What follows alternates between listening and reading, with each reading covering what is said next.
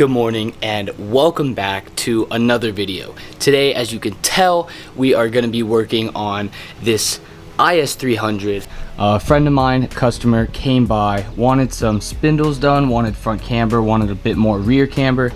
So that's what we're going to do today. These spindles are tilted to -10 and shortened 30 millimeters. So she has a few degrees of camber up front, probably 3, 4.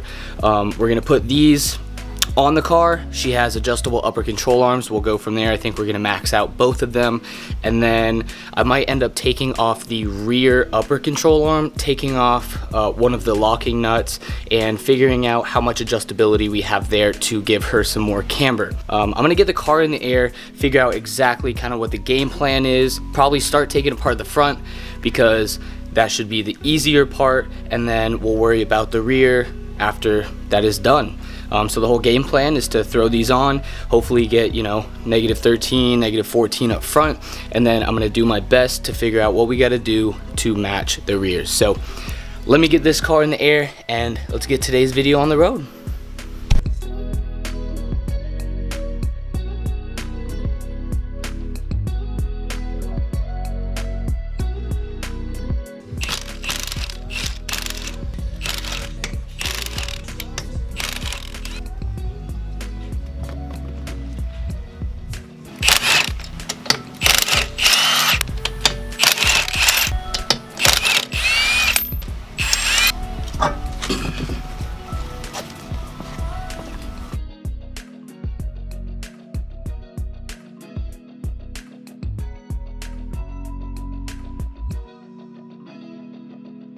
Caliper comes off with 217 bolts.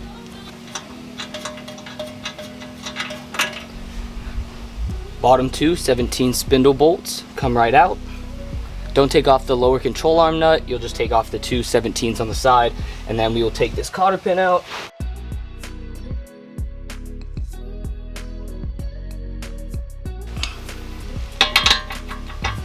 And then use a 17 to take the upper control arm nut off.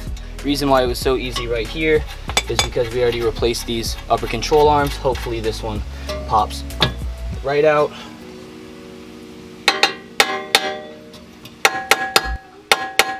Maybe not. Let's grab a hammer. It looks like I'm not going to be able to finish this today. Ran into some problems. These wheels are not very negative spec. They're pretty positive spec wheels. So most of the wheel, that means basically the wheel is mostly barrel. I don't know about disc size or any of that stuff, but I know that they're not going to fit. So Monday, I'm going to go to the shop, fix these spindles, take a little bit out, and then I might actually be able to flip around the upper control arm. Ball joint, it's not sketch, I will show you what I mean and it will make perfect sense, but I think the plan is I'm gonna hold off, which means probably gonna pull up the Lexus and work on that. So you guys will actually be seeing the Lexus video before this one. Go check out the LS400 video I just put out. Not sure exactly what I did yet, but hope you enjoyed. I will catch up with you guys on Monday, hopefully be able to finish and put together all of this, get big camber out of this is300. Catch you when I'm back at it. Later. And day 2, welcome back. Just got home from work, ended up having to run some errands. Dad's brand new truck is running into some problems, which is covered by warranty, so that is good. But had to do a bunch of running around, finally got back. And now the spindles, which are shortened and are shortened the same, tilted less, are hopefully, cross our fingers, going to be going on the IS. So I did borrow some spacers. Last night I swung by Vithy's house and hung out with them before the boys went off and did their own thing. They're going to be gone for a little while. Either way, I'm going to throw you guys on time lapse, get this Lexus in the air as quick as possible, start tearing the front apart, and then if all goes well, then hopefully move to the rear tonight. I think I'm gonna try and do as much as I can, work early in the morning, but I don't want to, I wanna be able to give it back to her tomorrow. So of course it's gone over time and I'm gonna stop mumbling and talking on, so let's get to it.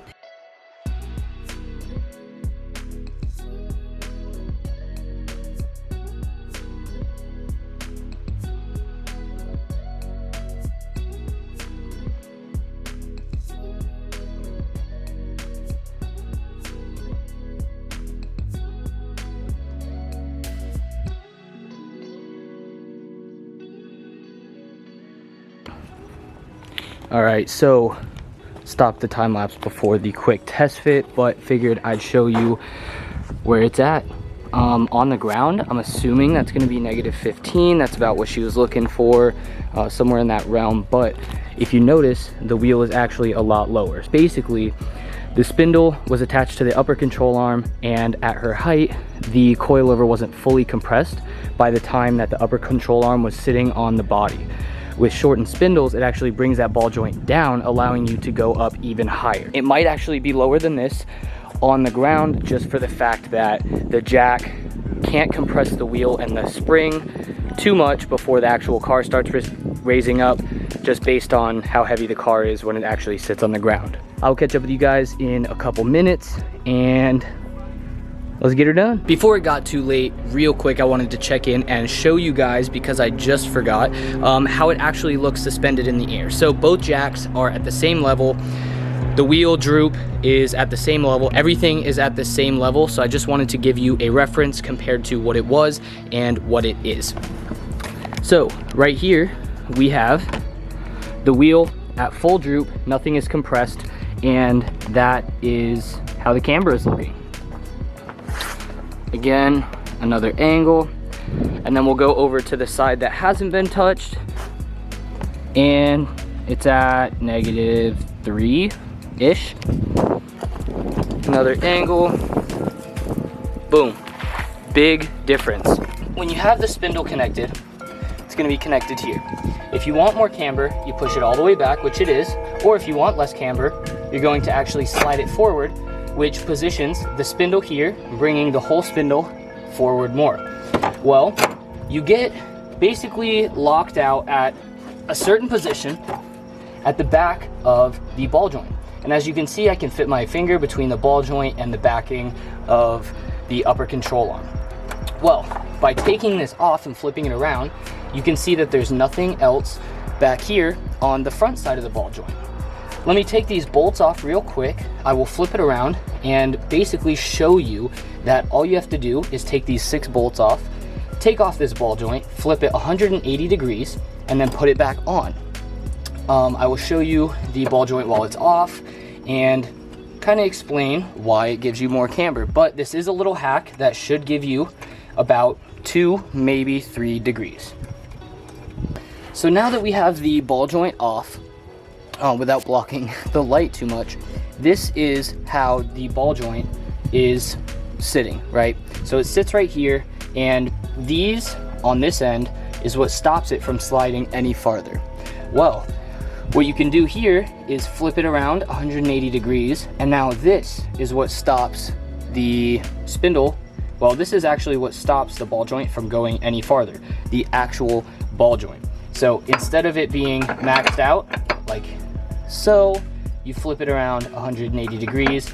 This is where it used to be, and now you can slide it, you know, another ½ inch back. And instead of these little nipple things stopping it on the actual backing plate, it's the metal part of the ball joint that stops it and allows the ball joint and spindle to be tilted as far back as possible. So figured I'd show you guys that real quick. I know it was kind of a lot and you probably skipped through half of it, but it is valid information if you listened, because a lot of upper control arms, or at least this style, it can all be done to this style. You take it off and you flip it around. That's it.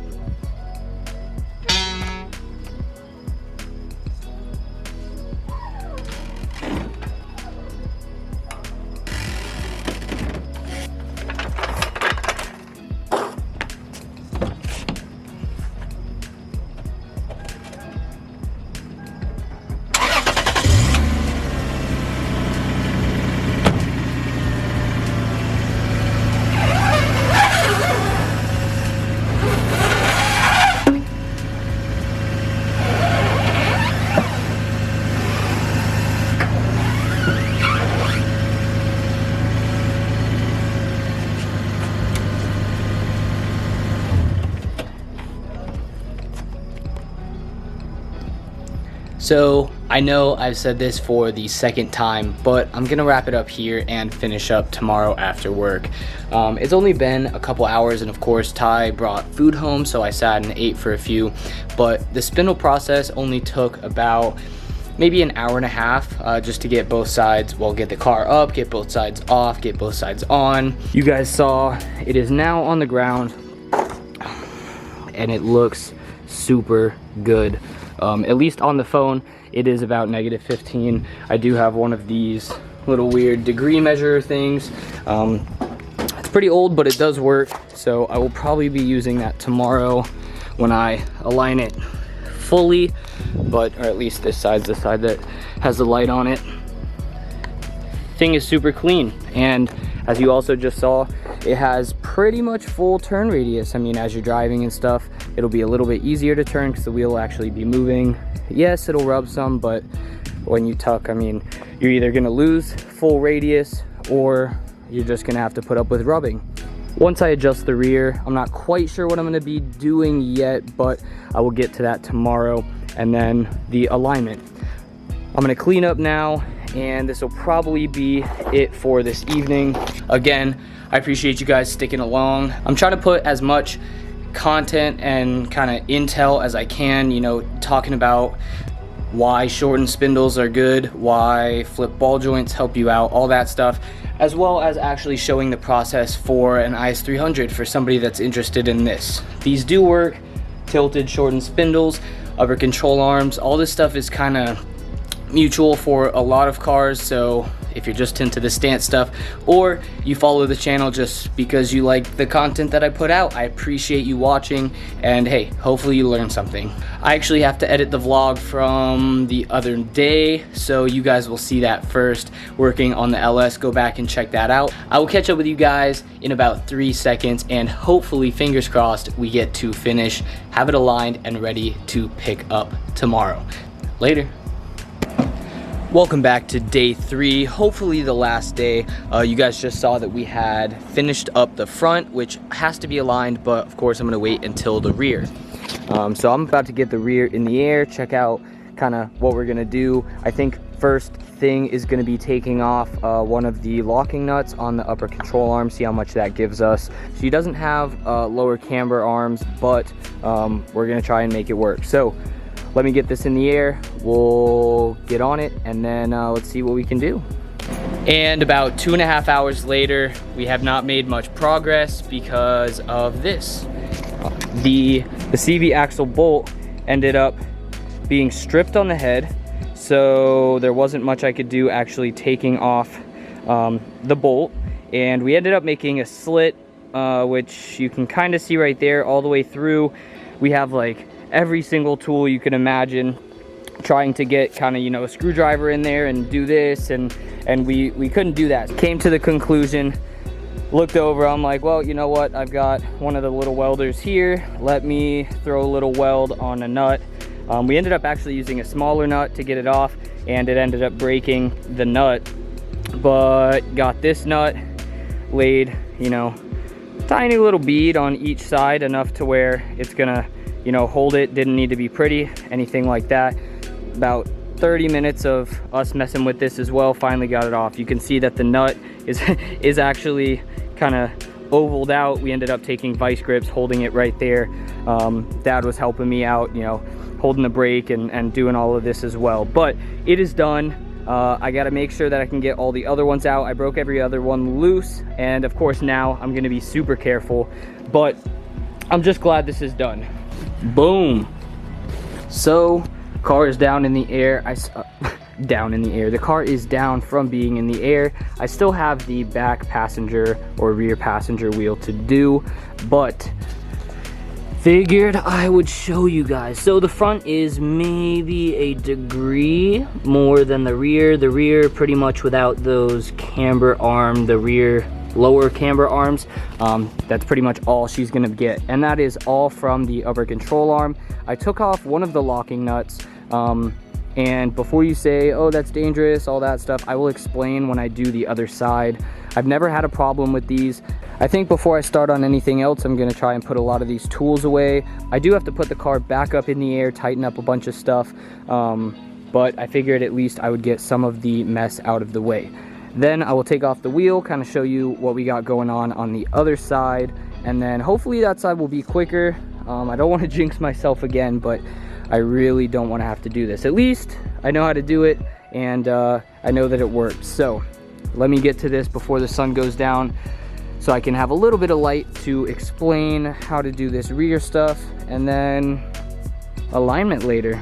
I do recommend every time somebody comes in for stance work that they go get an alignment. She knows that. Everybody I tell, I say, listen, I will get your alignment as close as I can. I do all my eye alignments. Well, I do my own alignments on the LS, which I really don't eat through tires very much when I do drive it. I make sure that all my customers know that they will need an alignment. Anybody that orders spindles, I let them know they will need an alignment because toe and everything else is thrown off. But I'm gonna stop talking because I feel like I'm ranting and get to work on that other side and catch up with you guys in a few.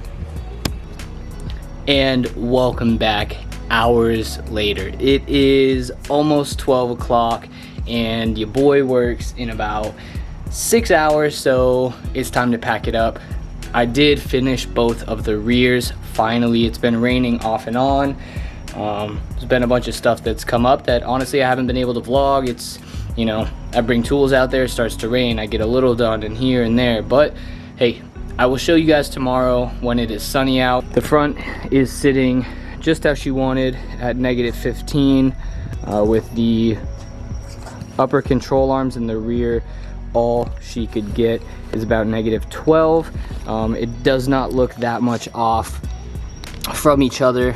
Honestly, the front kind of takes away from the camber in the rear, but honestly, my opinion, I love front camber over rear camber.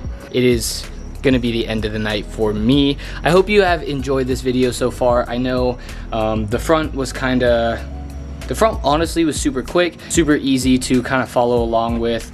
You know, bang my line if you need any spindles, cut, shortened, just shortened, tilted, whatever you want.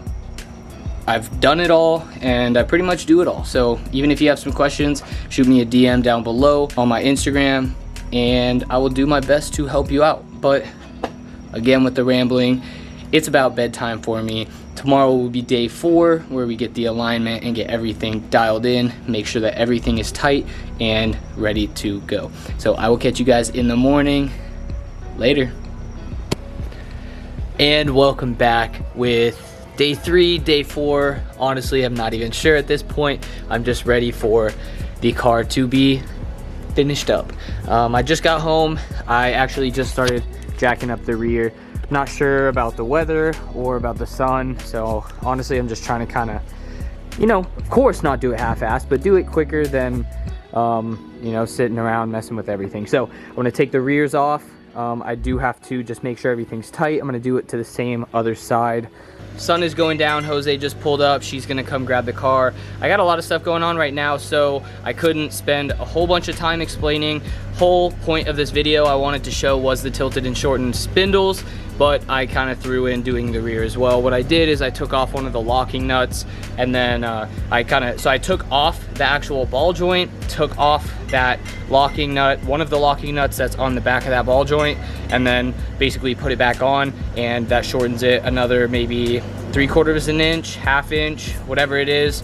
It is still tight, and the main actual piece that rotates into the arm that holds the ball joint is also tight. So everything is tight. It's not sketch. I've done it on Chris's car, I've done it on my cars, I've done it on a lot of people's cars, and no problems so far. But I just got done aligning it. The sun is going down and the car looks beautiful. It's a 16, here, you want to close the door real quick?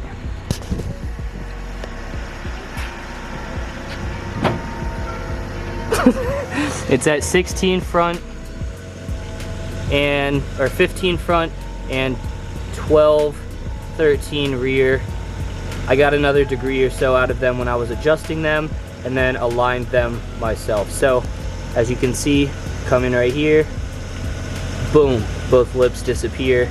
You can't see barrel, you can't see lip. It should be pretty good. This is kind of the process I do on my LS and stuff anyway, so I trust it at least for a little while. I think I'm going to just drive it real quick down the street and then wait for her to come pick it up.